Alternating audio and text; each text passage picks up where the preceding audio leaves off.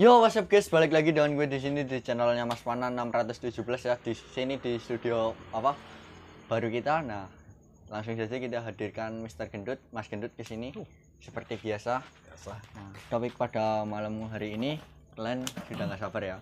Melanjutkan topik yang kemarin yaitu 7 cara mempertahankan bisnis di tengah resesi akibat COVID-19. Resesi ku apa, Mas? Nggak tahu lu. Bok jenengan ngerti. Resesi ya keuangan sing ora karu-karuan Oh, lah ya. Cara-cara nembok ya. Dibuat dari Diah Ayu Anggraini, jurnalis Rabu 23 Desember 2020, Tahun kemarin ya. 22.19 WIB. Waktu Nanti ada di deskripsi. Ini kan karya orang, kita cuma berbagi. Mungkin yang lihat channel sini belum lihat ini beritanya, maksudnya ya sekedar berbagi pengetahuan. Karena ya banyak sekali di musim pandemi seperti ini tuh usaha hancur. Banyak. malah banyak kan sekarang yang kolaborasi ya Mas. Ya, banyak juga. Nah, ini di sini kita berbagi bagaimana caranya itu usaha tetap bisa bertahan. Gitu ya, Mas? Iya. Jakarta, pandemi COVID-19 telah menyebabkan sejumlah negara mengalami resesi. Ini menjadi pukulan keras bagi semua kalangan, termasuk para pelaku usaha. Hampir seluruh sektor bisnis berjuang melawan keterpurukan. Bahkan tak sedikit yang terpaksa gulung tikar. Banyak sekali ya. Ya, banyak, nggak cuma sedikit lagi. Memang itu benar, tak sedikit, banyak sekali gitu. Ya, intinya itu terjadi karena penurunan kepercayaan konsumen dan penjualan. Sebenarnya bukan penurunan kepercayaan konsumen, tapi lebih ke memang faktor ekonominya susah. Gitu aja. Cari uang juga susah di masa pandemi ini. Susah sekali memang. Jadi untuk mempertahankan usaha itu ya berat memang gitu. Nah, ini mungkin mempertahankan usaha yang udah bidangnya lebih besar mungkin ini coba. Apa aja itu? Dilansir dari The Balance Mail Business Jakarta, Rabu 22/12/2020. Berikut ini beberapa cara yang dapat dilakukan untuk membuat bisnis dapat bertahan terhadap resesi atau bahkan tetap berkembang. Siap. Langsung saja yang satu, baca Mas, silahkan. Lindungi arus kas yang pertama atau cash flow. Cash flow. Cash flow atau arus kas merupakan sumber kehidupan sebuah bisnis. Uang harus terus mengalir untuk kesehatan bisnis yang optimal. Dengan tujuan yang jelas akan menghasilkan lebih banyak pendapatan daripada pengeluaran. Anda akan memiliki pengeluaran selama bisnis Anda ada. Selama resesi memang sulit untuk menjaga agar uang tetap mengalir masuk. Tahap resesi bisnis dengan menerapkan strategi untuk menjaga arus kas tetap bergerak. Tingkat penjualan atau layanan yang dapat ditagih hingga pangkas biaya yang tidak perlu. Mas, coba jelaskan Mas. Ahlinya ahli. Ya, nggak bisnis kelas menengah ke atas gitu. Jadi karena memang udah ada kas, kalau kayak saya sendiri kasnya Ngutang ya? oh ya uang bergerak gitu kan. Uang bergerak memang itu modal usaha, ya udah itu dari situ gitu. Kasnya ya wis Mungkin caranya itu tabungan. ada kas yang sedikit itu, misalkan kayak uang 200.000 apa berapa itu. Nah, ada itu kas sih modal yang usaha, bukan kas ya. Kalau kas ini kan sistemnya udah pakai pembukuan, jadi memang ada kas. Kas itu kayak jenengan di masjid itu takmir itu punya kas. Nah, ada kas itu dana mati, dalam arti dana mati itu memang dana itu bisa digunakan, cuma dana itu nyata terkumpul itu kas. Jadi di sini memang cash flow itu intinya mengurangi biaya, istilahnya uang kas itu tetap bergulir, tetap berjalan, tapi hal-hal yang tidak perlu itu dipangkas gitu pembiayaannya. yang nggak perlu nggak usah ya. Iya, jadi pokoknya memanajemen kas itu uang kas tetap bisa mengalir berputar. Jadi tetap kalau ada usaha kan ada hasil gitu. Kalau nggak ada usaha nggak akan ada hasil. Ini istilahnya menggulirkan gitu, tetap uang kas tetap berjalan, menjalankan uang kas itu, jadi uang kas tetap berjalan pasti ada pemasukan sembari meningkatkan usaha penjualan. Pokoknya ya dengan promo atau dengan ya banyak cara untuk meningkatkan penjualan, terutama pasti dengan promosi mas. Kalau nggak ada promosi zaman siki angel gitu mas. Oke, yang kedua tinjau manajemen investasi inventaris mas. Inventaris mandan raketon ya sinare. Jangan lihat ke Tajam sana, banget. lihatnya ke sini gitu. Baca mas. Ya periksa apakah bisa mengurangi biaya inventaris tanpa mengorbankan kualitas barang yang terjual. Ya bisa, sangat bisa sekali. Jadi inventaris itu kan sebenarnya kadang bahkan tidak perlu gitu. Apalagi musim pandemi seperti ini, inventaris itu banyak. Kalau inventaris itu ada inventaris perusahaan, inventaris mati atau bergerak, itu tinggal diminimalisir gitu. Ini memang harus begitu. Yang ketiga langsung fokus pada persaingan. Kita di pandemi ini harus fokus pada persaingan. Nah, bagi pemilik bisnis kecil menyederhanakan, perlu menyederhanakan menjadi berbeda lah intinya. Cukup tambahkan produk atau layanan lain, tidak perlu melakukan perubahan, karena jika dilakukan pada bisnis kecil hanya membuang-buang waktu dan uang. Lebih buruk lagi, hal itu dapat merusak merek atau reputasi bisnis. Jadi tetap pertahankan usaha yang ada, walaupun itu bisnis besar ataupun kecil. Kalau udah kelas raksasa, kita meluncurkan produk baru, istilahnya merubah jalur bisnis yang mana tadi bisnis makanan menjadi bisnis elektronik, mudah-mudah saja karena memang kas mereka besar. Tapi kalau untuk kas kecil nggak bisa. Usaha kecil itu sulit. Usaha kecil ya tetap harus mempertahankan apa yang sudah ada, cuma mengembangkan aja, tambah menu atau tambah promosi apa, itu harus seperti itu. Jadi jangan sampai melibatkan penambahan biaya yang lebih gitu. Pokoknya sing ana cukup tambahi aja, yes. Secara gampangannya diskon semenit persen nih gitu. Itu udah cukup. Menarik lah ya. Ya.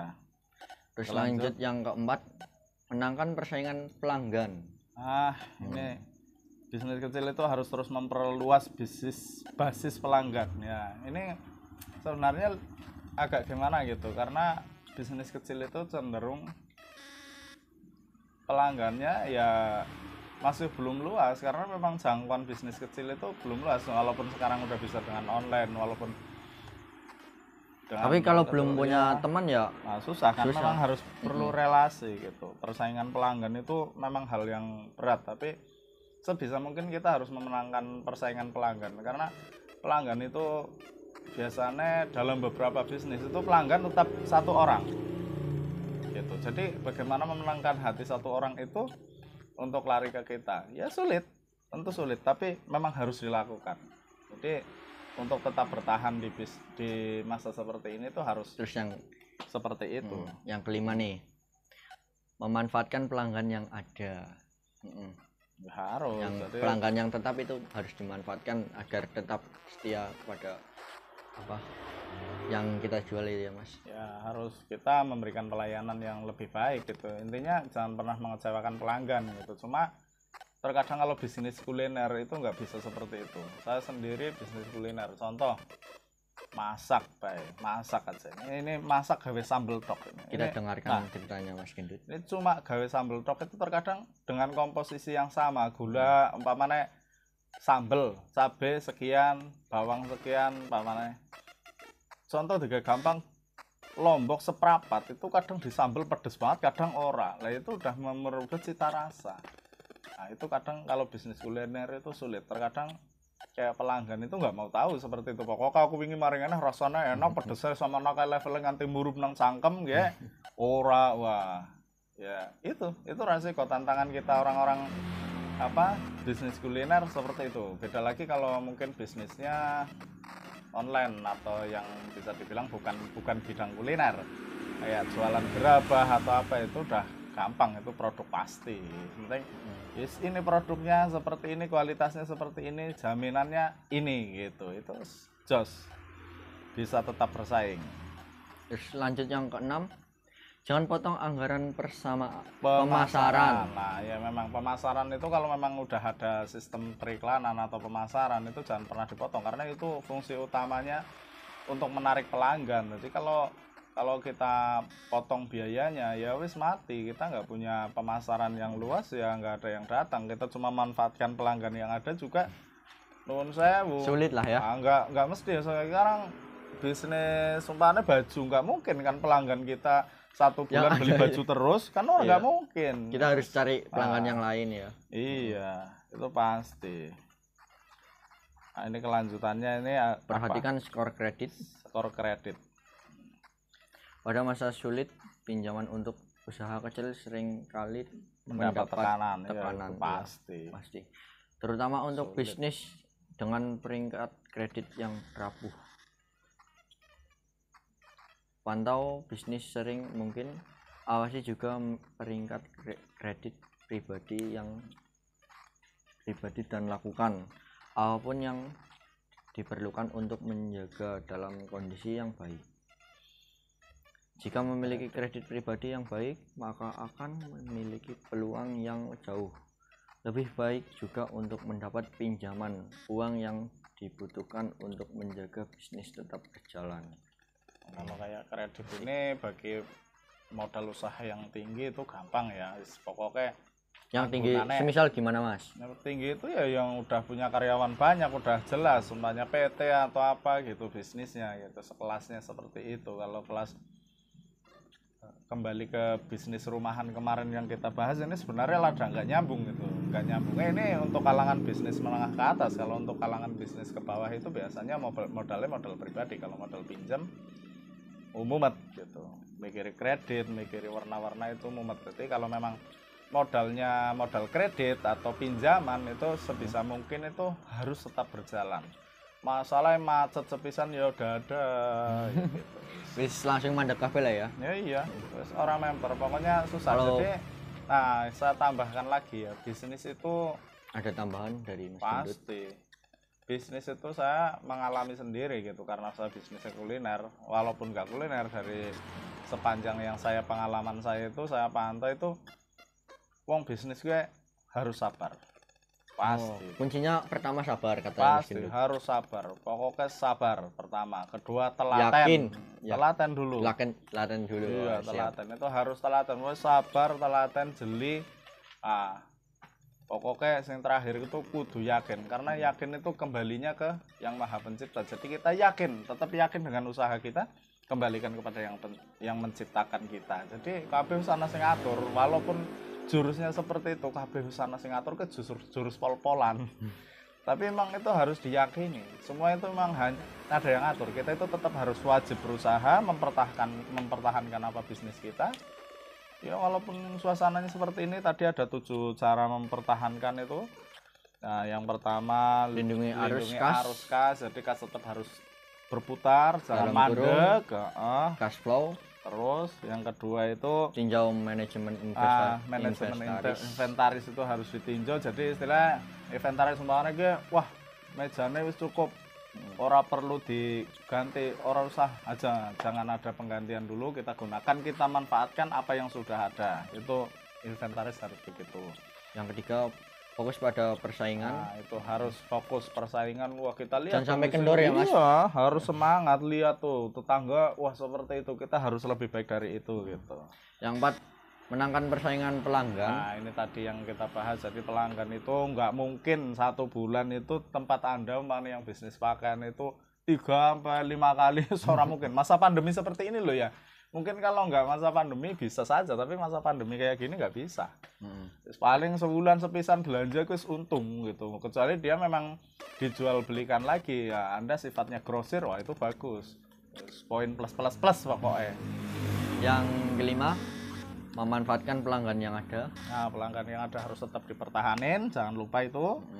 Dan yang keenam, jangan potong anggaran pemasaran. Wis pokoknya pemasaran itu wis jangan dipotong. Mengurangi kualitas pokoknya.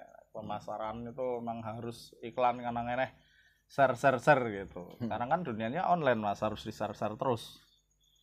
Nah, yang terakhir itu perhatikan Perhatikan skor skor kredit tadi. Nah, kalau memang jenengan itu yang modal dari sono-sono gitu, nah, itu wajib diperhatikan. Nek ora ya keblebek, lelep, iku mati is pokoke. Usahane bangkrut, uripe wis kerut-kerut, wis ora karu-karuan. Mending harus tetap diperhatikan, itu dikontrol. Nah, yang terakhir yaitu tadi tambahan dari saya itu harus sabar, telaten. Sabar pertama, Ya, dan kedua telaten, yang ketiga jeli, nah terus pasrahkan. Tetap semangat. Nah, semangat terus pasrahkan semua kepada yang Maha Kuasa. Jadi kita tetap sudah berusaha. Fitrahnya kita manusia itu tetap harus berusaha. Nah, hasil tetap harus kita pasrahkan. Kita nggak harus menuntut hasil seperti ini, enggak. Hasil itu tetap harus kita serahkan sama Allah. Itu udah cukup. Saya rasa itu cukup sekali. Mungkin video ini udah berakhir lah ya. Ya cukup sampai di sini dulu. Cukup Mungkin sampai di sini dulu. ini pembahasannya jane kelas dhuwur. Nyong ya paten tekan ora tekan, tapi tak amati memang itu tadi untuk kalangan bisnis atas gitu. Tadi saya nggak terlalu memperhatikan ini admin mau bikin konten apa, tapi ya Lagi seperti biasa saya kena kon bacot pinter. Nah, itu baik. ya cukup Mari sekian. pengalamannya banyak ya. Ya cukup sekian dari kami. Ya. Tim Mas Panan 617. Tim sekarang ya. Oh ya tim ya. Partner jadi tim sih. Oh ya ini di studio yang baru wis ana kayak yang barang. Mungkin Tadinya kita mau pakai green screen loh, tapi kayaknya koro orisinil temen jare kayak jerat minat itu mau dali rangat minat gitu tuku kayak gitu. Mungkin kita besok buat video tentang ini. Wah, bisa sih, tapi ya Studionya kita review. belum jadi masih belum. Nanti kalau kira-kira udah rapi, ya rapi lah, bisa buat bubuk-bubuk manis. Nah, mungkin bisa. Ya. Cukup sekian dari kami tim Mas Panan 617. Saya Mas Panan 617 pamit undur diri. Bahe, saya Mr. Gendut. Pamit undur diri juga. Ya, Wassalamualaikum warahmatullahi wabarakatuh.